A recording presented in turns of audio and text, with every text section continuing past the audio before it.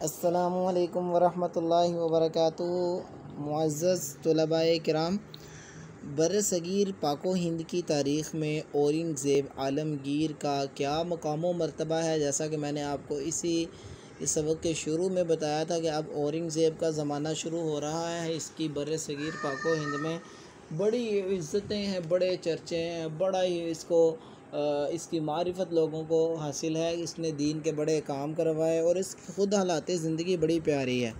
برصغیر پاک و ہند کی تاریخ میں اورنگ زیب کو اتنا بڑا مقام حاصل ہے کہ وہ بچپن سے ہی بڑا ذہین، بڑا ہی دیندار اور بڑا ہی پرہیزگار اور متقی، فرض شناس، محنتی حکمران سمجھا جاتا۔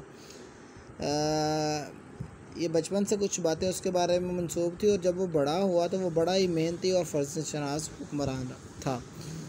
وہ قرآن کا حافظ بھی تھا۔ وہ اسلامی علوم پر بڑی گہری نظر بھی رکھنے والا تھا۔ اپنی نگرانی میں اپنے اس زمانے کے جو جلیل علماء تھے ان کو اکٹھا کر کے اس نے ایک ضخیم کتاب بھی تیار کروائی، جسے اس نے اپنے حکومت کا دستور العمل قرار دیا، اور اورنگ زیب نے اپنے انتظام سلطنت کی طرف بھرپور توجہ بھی دی۔ وہ بادشاہت کو اللہ کی کیا سمجھتا تھا؟ وہ اللہ کی امانت سمجھتا تھا عزیز طلباء، اور اس کا عقیدہ تھا کہ اگر بادشاہ اپنی ذمہ داری کو پورا نہیں کرتا تو قیامت کے روز اللہ اس سے باز پرس کرے گا، پوچھے گا۔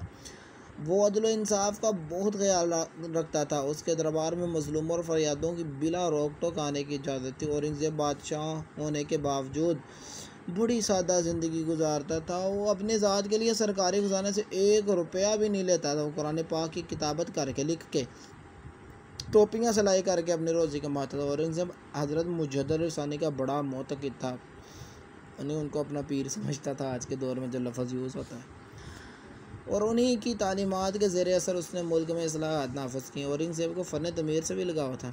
اس نے اپنے عہدے حکومت میں دہلی کے لال قلعے میں سنگ مرمر کی ایک خوبصورت مسجد تعمیر کروائی جو موتی مسجد کے نام سے مشہور ہے۔ لاہور کی بادشاہی مسجد بھی اورنگ زیب نے تعمیر کروائی۔ اسلامی تعلیمات کی پابندی کروانے کے لیے اس نے بڑے بڑے شہروں میں محتسب حساب کرنے والے مقرر کیے۔ اورنگ زیب ایک پیدائشی سپاہی بھی تھا۔ اس کی عمر کا ایک بڑا حصہ میدان جنگ میں بھی گزرا۔ اس نے ازبکوں، جاٹوں، سکھوں، راجپوتوں اور مرہٹوں کا دل و جان سے مقابلہ کیا اور اس کی بغاوتوں کو سختی سے ختم کیا، کچل دیا۔ ہم کہہ سکتے ہیں کہ مذہبی لگاؤ، سادہ طبیعت، بہادری، جفاکشی، قوت فیصلہ اور انصاف پسندی میں مغلیہ بادشاہوں میں سے اورنگ زیب بادشاہ کا کوئی ثانی نہیں۔ اورنگ زیب عالمگیر 50 سال حکومت کرنے کے بعد 90 سال کی عمر میں 1707 عیسوی میں اپنے خالق حقیقی کے ہاں جا پہنچا۔ قضائے الہی سے انتقال کر گیا اللہ کے فیصلے سے۔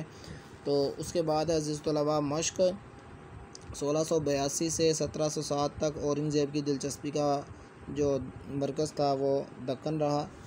اس کے بعد انتقال کے بعد اکبر نصیر الدین ہمایوں کے انتقال کے بعد اکبر تخت نشین ہوا۔ پانی پت کی دوسری جنگ ہوتی ہے 1556 میں۔ شہزادہ سلیم نور الدین جہانگیر لقب سے 1605 میں تخت نشین ہوا۔ جہانگیر کا بیٹا شاہ جہاں کے سن میں بادشاہ بنا 1628 میں۔ تو عزیز طلباء، یہ آج کا اتنا سا آپ کا کام ہے۔